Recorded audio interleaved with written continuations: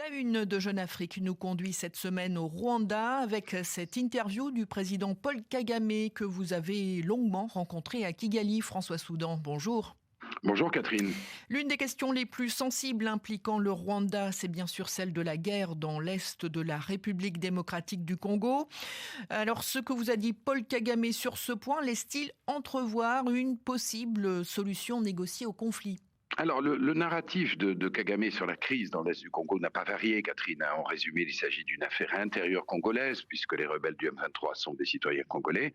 Mais le Rwanda y est impliqué en quelque sorte contre son gré, dans la mesure où les anciens génocidaires des FDLR combattent, dit-il, au sein même des forces armées congolaises. Alors, sur la question cruciale de l'implication de ses propres forces en territoire congolais, le président rwandais ne dit pas oui, mais il ne dit pas non pour autant, puisqu'il y répond de façon, je dirais, discursive, en expliquant qu'au cas où des troupes rwandaises seraient effectivement présentes au Congo, ce ne serait pas pour le plaisir de s'y trouver, mais parce qu'une menace qu'il qualifie d'existentielle pèse sur le Rwanda. Alors, à son habitude, Paul Kagame souffle le chaud et le froid. Il se dit disposé à rencontrer Félix Tshisekedi sous l'égide du médiateur angolais Lorenzo, médiation qui, dit-il, est sur la bonne voie, mais il refuse toute précondition à cette rencontre. Et surtout, Catherine, il ne cache pas la méfiance que lui inspire son homologue congolais.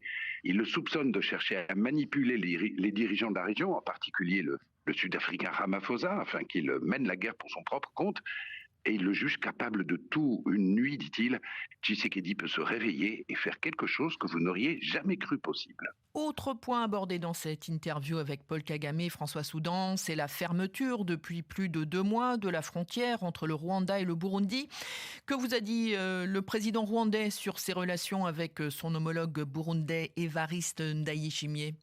Il ne le ménage pas non plus, c'est le moins que l'on puisse dire. Paul Kagame affirme que Évariste Ndayishimiye lui a menti au téléphone concernant l'implication de son armée aux côtés de celle de Tshisekedi. Il accuse le contingent burundais présent en RDC de coopérer lui aussi avec les FDLR.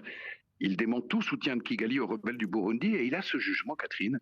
Nous avons, je le cite, nous avons un problème de primitivité, des politiques primitives fondées sur l'ethnicité, et c'est exactement ce qui rapproche Tshisekedi, Ndayishimiye et les FDLR. Enfin, la candidature de Paul Kagame à un 4e mandat le 15 juillet prochain, alors que l'opposante Victoire Ingabire, elle, est empêchée de participer au scrutin. Sur cette question des élections, le président rwandais se montre très ferme et un peu agacé. Concernant Victoire Ingabire, son jugement est lapidaire, c'est mal qu'on puisse dire. Cette femme, dit-il, a été condamnée à 15 ans de prison pour de bonnes raisons. J'ai décidé de la gracier, elle devrait être reconnaissante et se taire. Alors, quant à sa propre candidature, Paul Kagame assure l'avoir vécu comme une sorte de dilemme. D'une part, dit-il, avec toutes les lances et les flèches qui me sont envoyées, il faut vraiment avoir la peau dure pour gérer une situation post-génocide, et ça n'est pas du tout une position confortable pour moi.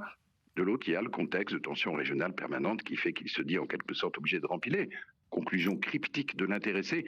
Peut-être que si mon parti était assez courageux pour choisir quelqu'un d'autre, cette personne ferait aussi bien que moi, voire mieux, mais amener le parti jusque-là et mettre tout le monde d'accord, c'est au-delà de mon pouvoir. En attendant, Catherine, Paul Kagame sera bien l'ultra favori de la prochaine présidentielle, face à une poignée de candidatures de simples témoignages. Merci François Soudan. Cette interview de Paul Kagame est à retrouver sur le site de Jeune Afrique, jeuneafrique.com.